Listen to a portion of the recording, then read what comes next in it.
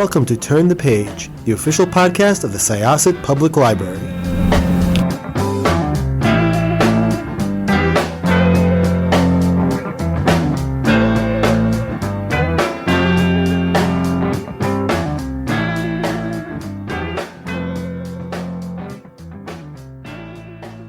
Hello, everyone. Welcome back to Turn the Page. I'm your host today, Jen, and today I am joined by the author of many, many things, quite prolific author, but who is here today to talk about a particular new book that is an absolutely amazing read. I was just saying that I am so excited to introduce this one to our patrons here. I think it's going to be a big hit, so I am very excited for this conversation. Welcome. Could I ask you to introduce yourself and your book, please? Yes, thank you, Jen, so much for having me. My name is Molly Fader, and the book we're talking about today is Lady X. And Lady X is a dual timeline story about three unlikely women who become roommates and then become like a vigilante girl gang in 1977 New York City. And then the present day timeline is a woman who's fleeing a very public, humiliating, crumbling marriage and finds out that her mom had ties to this vigilante movement in the 70s in New York City. And nothing is what it seems. I love books where nothing is what it seems. That's my I mean, it feels a little bit like our reality right now, but yes. Could we start out by talking a little bit about your career and your writing journey? You've written many things, and tell us a little bit about what has brought you to this point. Yeah, so I've been lucky. I've been a lucky author, and I've been a novelist for a long time. I wrote romance novels. I published my first romance novel with Harlequin when I was 25 years old, and I've managed to keep it going this long.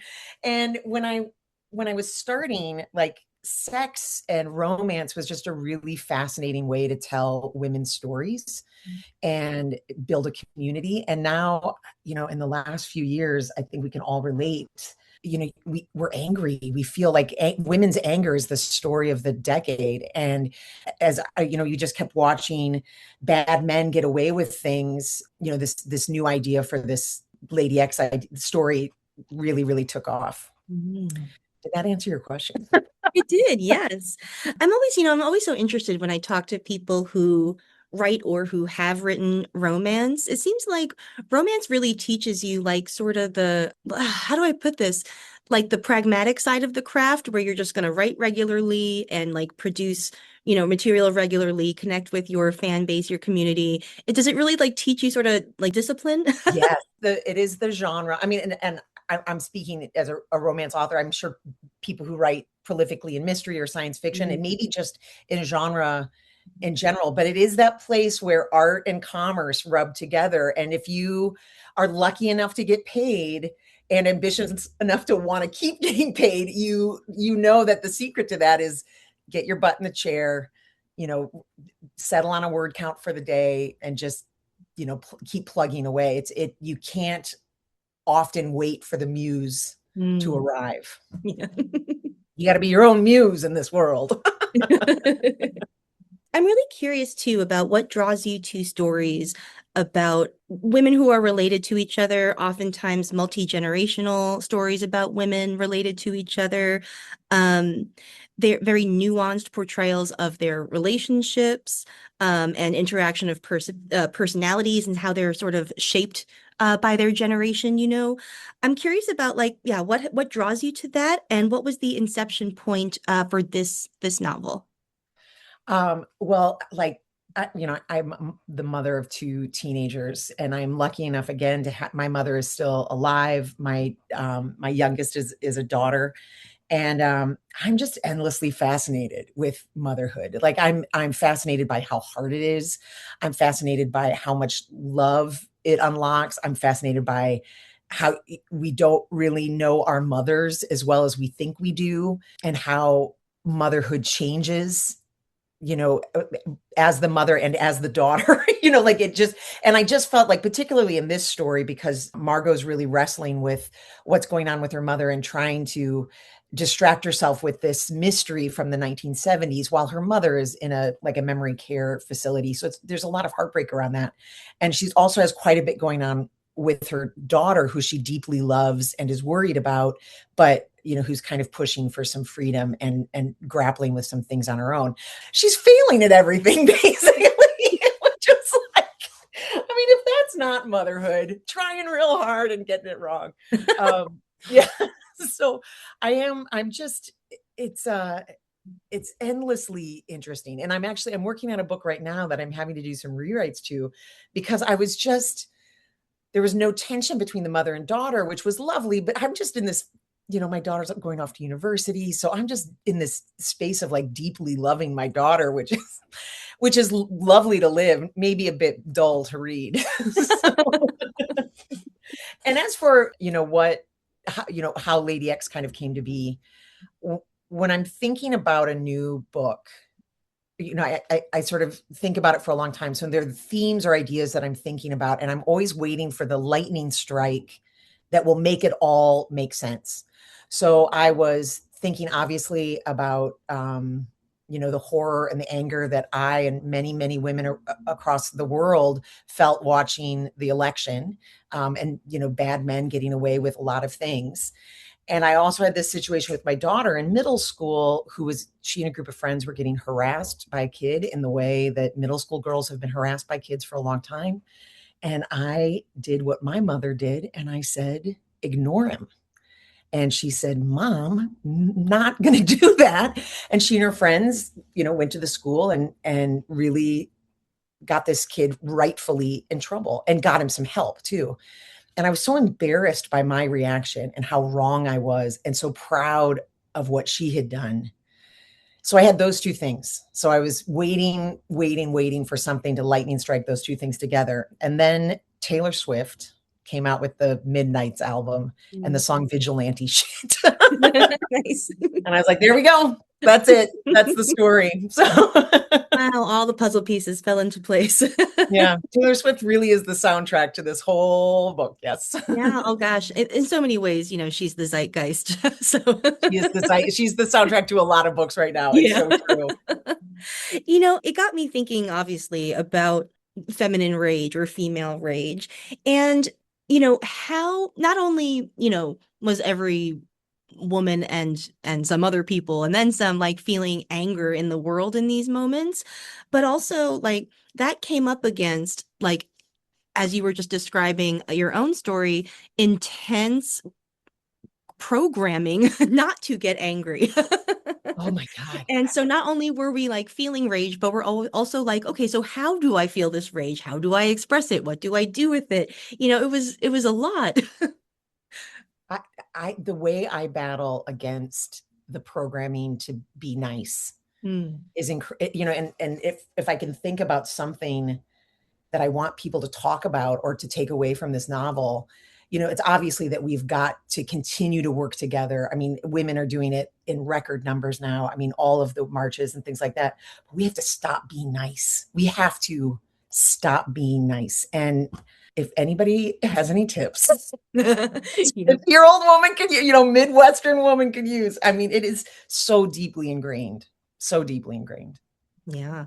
I'd like to treat each of the timelines one by one. So I'd love to start with Margot. If you could talk about shaping her and where she is in her life. You talked a little bit about how she's at the center of an extremely public domestic breakdown. Could you talk about where she finds herself at the beginning of this novel? Yeah, I wanted to create Margot from this place of absolute privilege, right? She is rich, she is white, she has she has people in her life that are paid to help her, and she has this from the outside very enviable life that she has really absorbed, their reputation and their brand, such as it is, means a lot to her. And she had a whole bunch of other dreams growing up.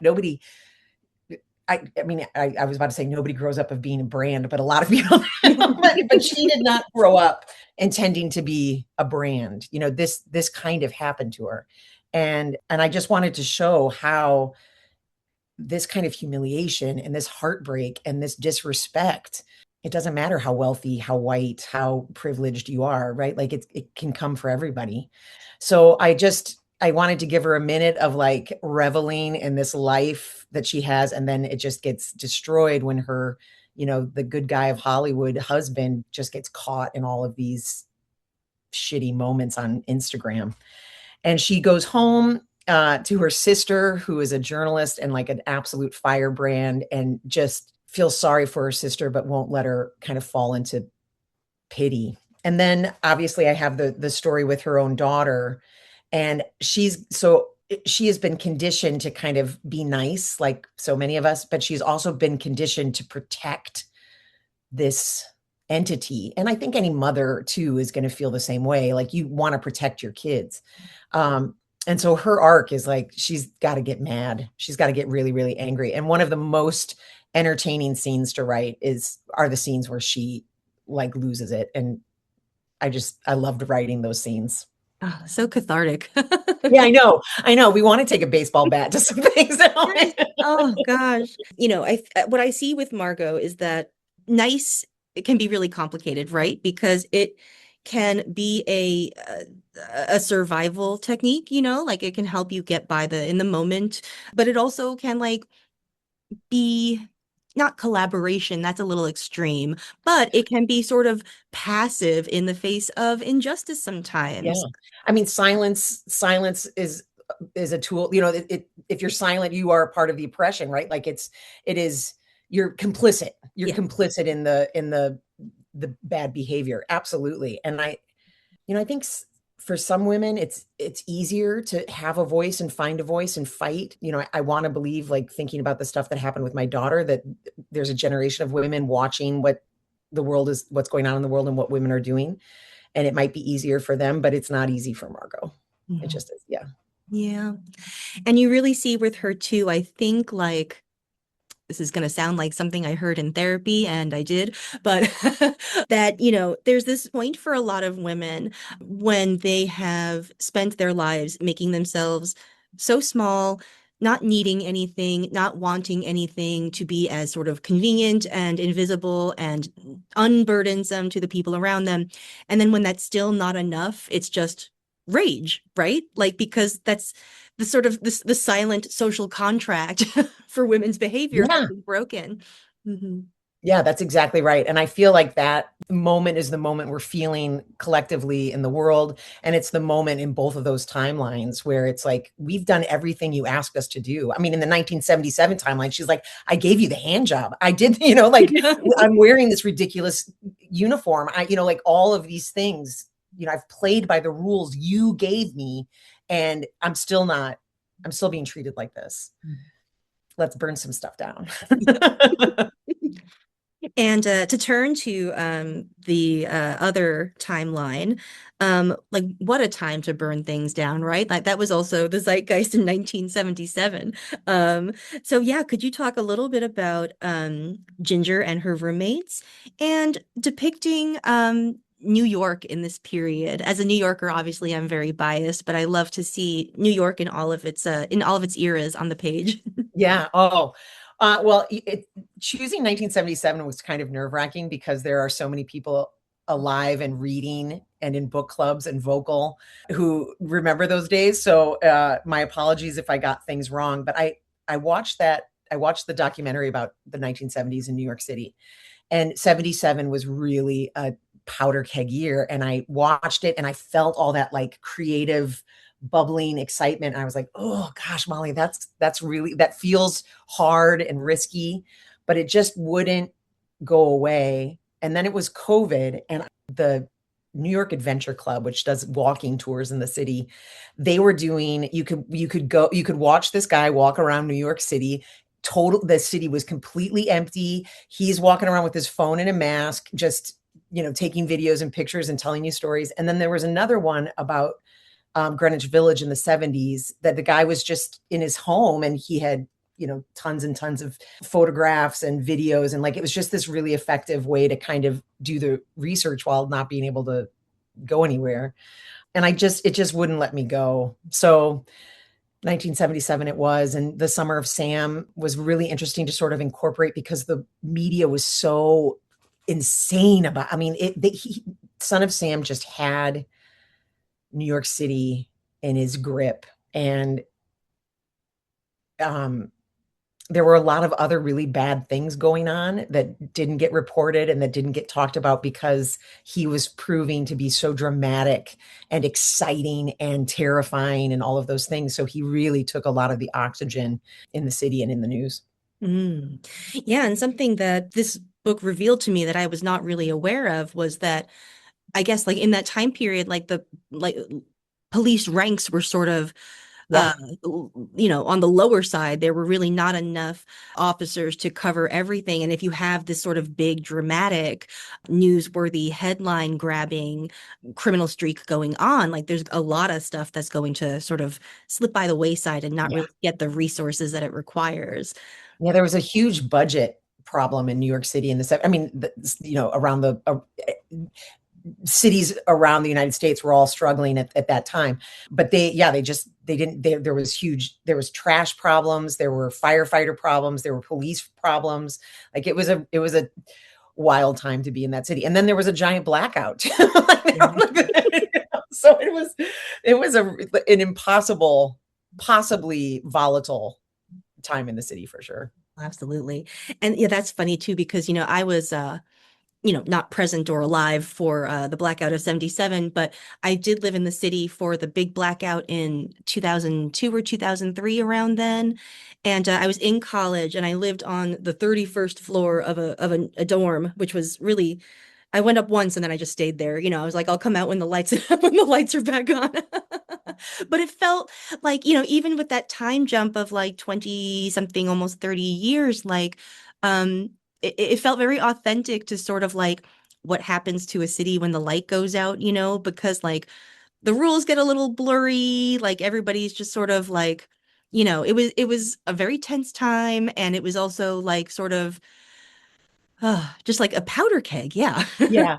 And there were parts of the city that experienced like kind of blissful romantic, like restaurants, they had to get rid of their refrigeration wasn't working. So the doors were open and it was beers and, food and candlelight, and the parks, people went out and, were performing music and having all this fun. And then in other parts of the city, it was an absolute crime scene. So, I mean, again, talk about privilege, but, yeah, we had a blackout in the summer too. And I just remember we had everybody over and we drank gin and tonics to use up all of our ice. Use it up. But it was like a really romantic, like very memorable. We Yeah. slept outside on our deck. Yeah, it was Oh, wild. there's like a little bit of a, eat, drink, be merry going on there, Yes, yes, exactly. Yeah, the rules don't apply tonight. Yeah. Yeah. Um, so I'd love to talk through, I guess, we've been talking a lot about rage and how women experience it. And something I love about this is that we really get to see through all of your characters different ways of relating to it and expressing it. My personal favorite character is Julia because I both identify with her and I'm like jealous of her. Like I wish I had her I know. her I like know. I yeah. know. Julia's the sister, is Margot's sister, and she's the reporter.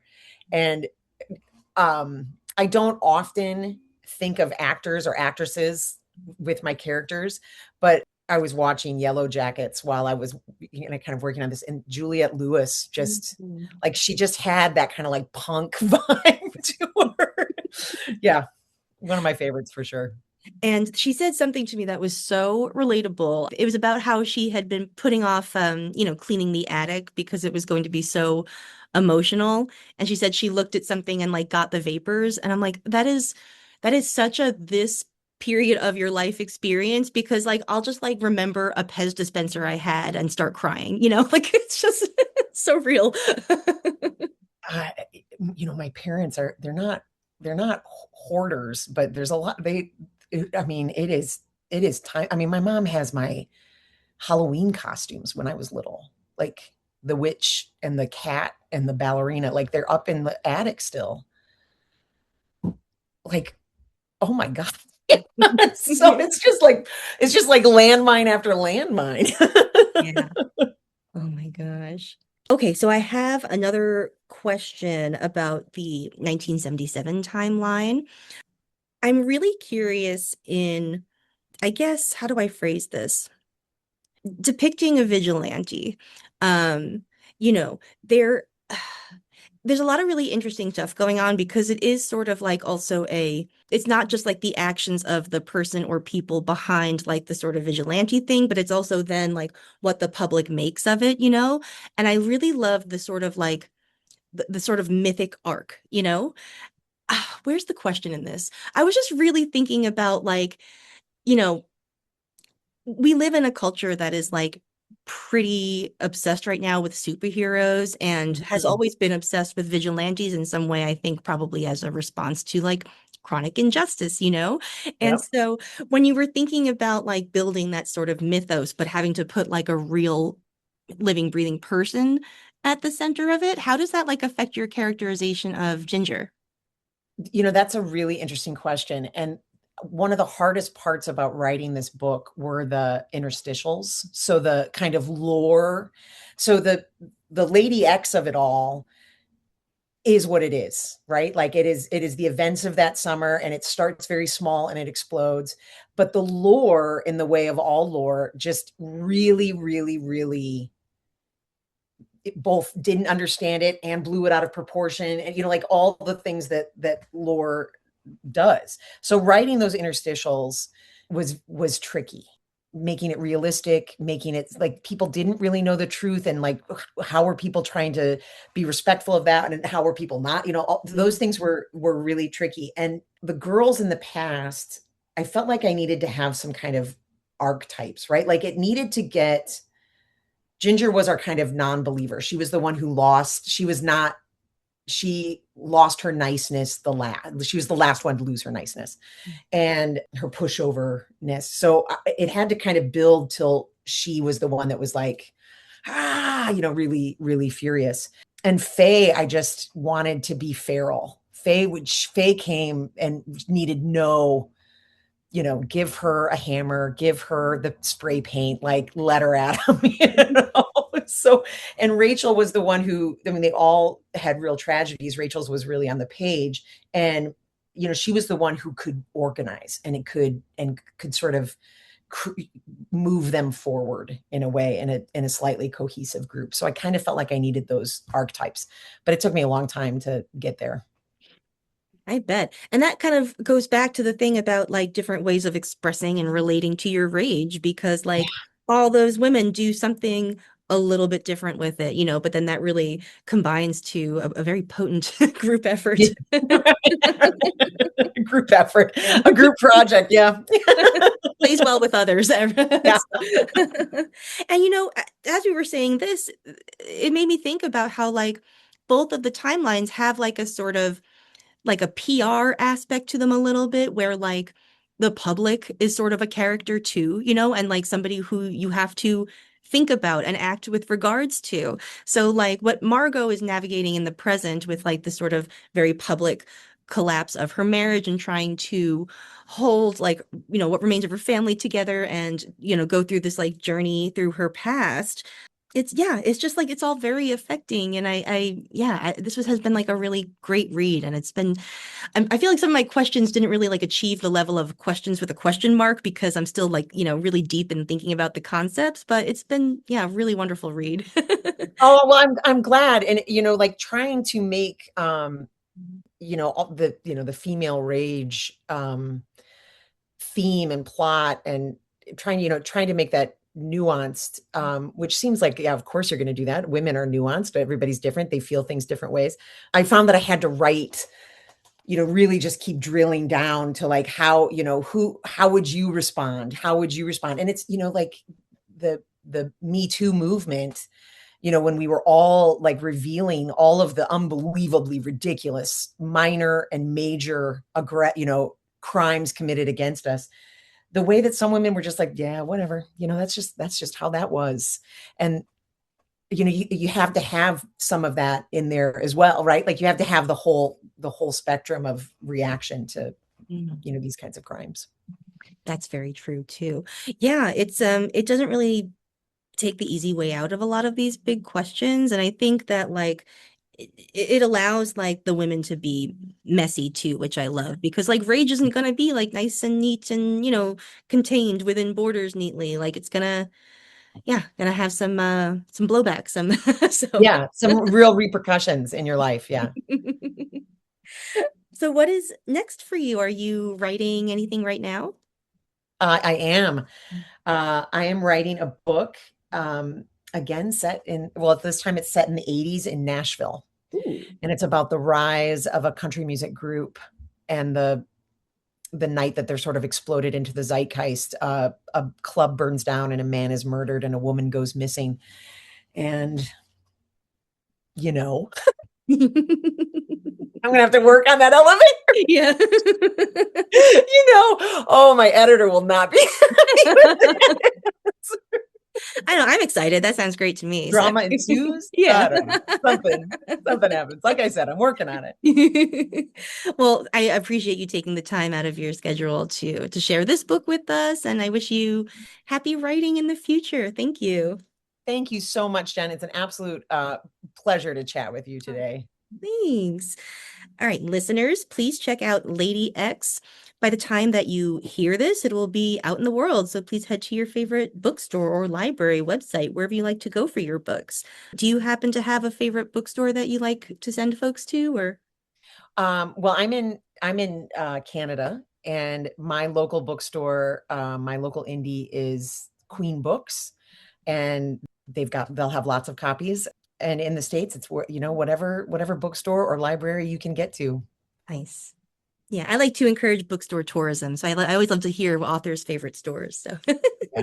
I'm very lucky. Toronto has we have no shortage of great indie bookstores and a great national chain. Like, our Barnes and Noble-esque it's called Chapters Indigo, and it's a fabulous bookstore. Ooh, very nice. Yeah. Yeah, I do want to make it to Toronto someday, because there are a lot of not just like really beautiful indie stores, but like sort of curated and themed indie stores. Like there's a horror bookstore I'm dying to check out there. Yeah. Yes, there's a great sci-fi fantasy. There's a great mystery. We have a new romance bookstore too. But yeah, there's lots. All right. Well, thank you once again. And thank you, listeners. It is now time to close this chapter. We'll see you next time. It's time to close this chapter of Turn the Page. Join us for the next episode.